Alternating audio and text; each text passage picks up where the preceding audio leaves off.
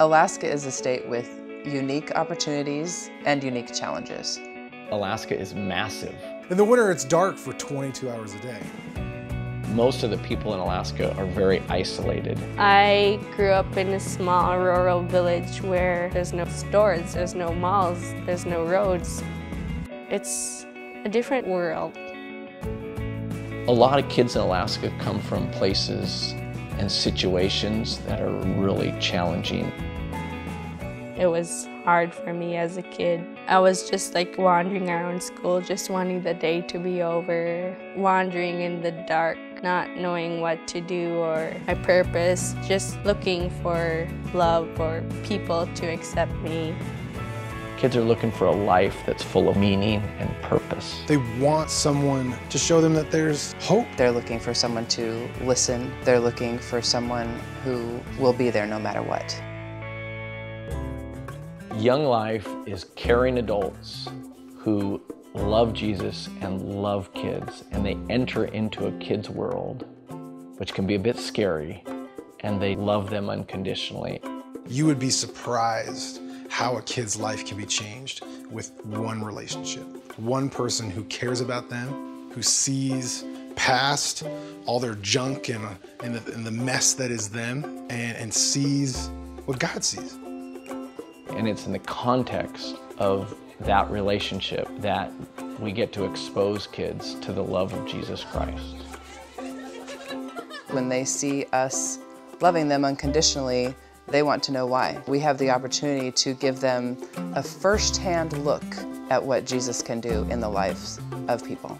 Jesus modeled this, of the Word became flesh and made his dwelling among us, or he moved into the neighborhood. And so we will move into the neighborhood. I will move into the neighborhood. Will you move into the neighborhood? There are neighborhoods, communities, kids all over the state. The young life leaders in my life, they're like a light to me. They just want to be your friend and they want to know you. We love these kids regardless of their response to the gospel. They know that they can trust me. They've seen me love them, whether they've been put on some kind of restriction, whether they got caught drinking, they've seen me love them through all of that. And we want kids to thrive. I want kids to be able to go home and have life to the full, where they go home and they're still living a subsistence lifestyle. They're hunting, they're fishing, but they're also giving their life away to the young folks of that community, where they are reproducing the life that they experienced when they were in young life. That takes time. That takes potency. From contact work to camp to campaigners to church, it's the full package. And ultimately, it's all wrapped in a relationship of a caring adult with a young person. When I think of the ministry in places in Alaska, I think of deep, deep commitment for the long haul. There have been many times over the years where our family has thought about moving, but it is those high school students that keeps us here.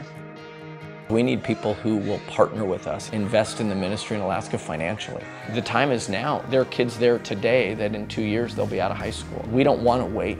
We always need people to pray for young life, pay for young life, and then do young life.